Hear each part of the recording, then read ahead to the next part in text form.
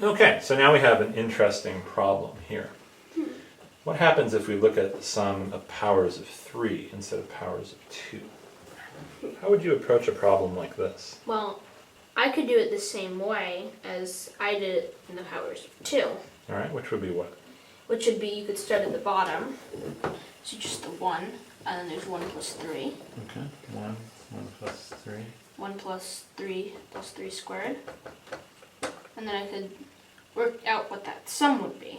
Okay, let's see what we got. So, Let's just do one more too, just for fun. so 1, that sum's 1. Yeah. That's the others, that one's 4.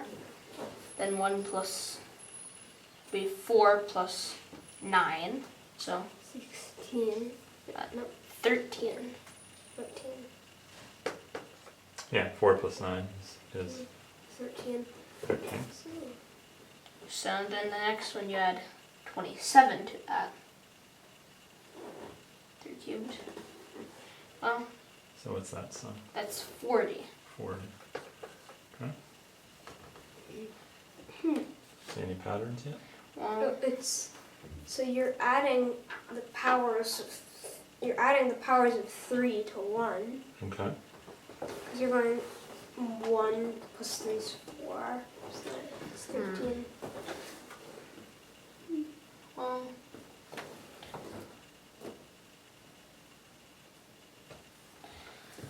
I don't really see anything yet. Okay.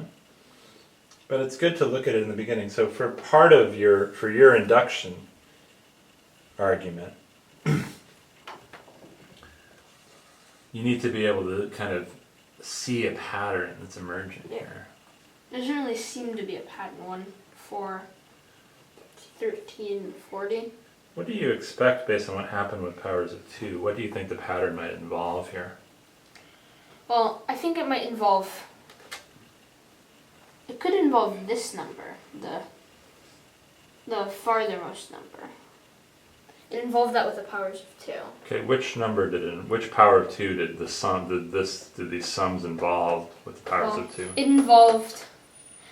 It involved 2 to this power plus 1. Okay. So when I went up to 3 to the n, or when I went up to 2 to the n, what power of 2 came in? 2 to the n plus 1. Okay, so here's our first, well, this is really the 0th row, right? Because it's 3 to the 0. Yeah. So we might expect this would be somehow related to 3, this one to 9, this one to 27, this one to 81. 81. Well, you see a relationship? yeah.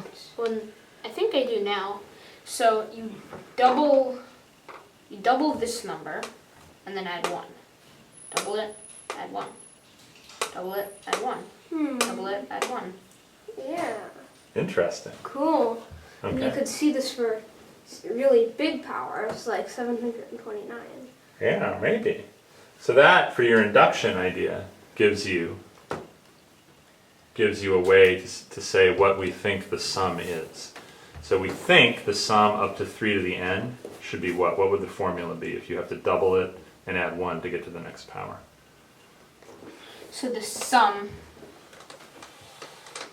If we say the sum is equal to x, what's the relationship? well, you have 2x, if it's 3 to the 2x plus 1, or you have 2x plus 1, 2x plus 1 equals,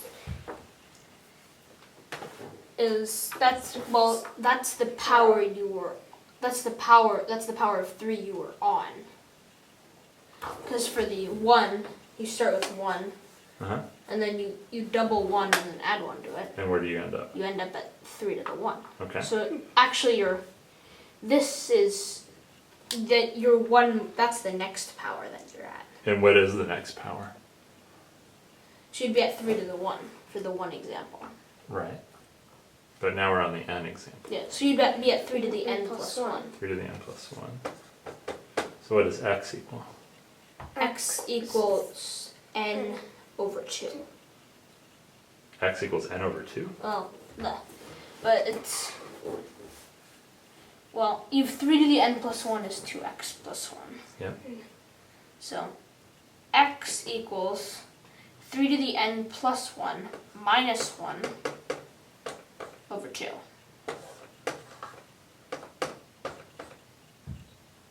Do you see that? We had to subtract 1 from both sides. And then what did we have to do after we subtracted 1 from both sides?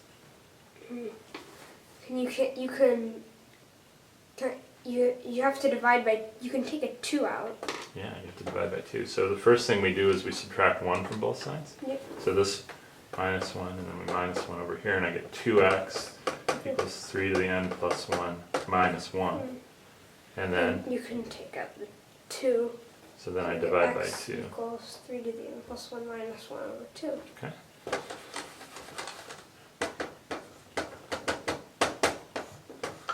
And then we could try to follow your induction argument. Yeah. Okay. It's a little more complicated here. Only a little bit. Only a little bit more complicated.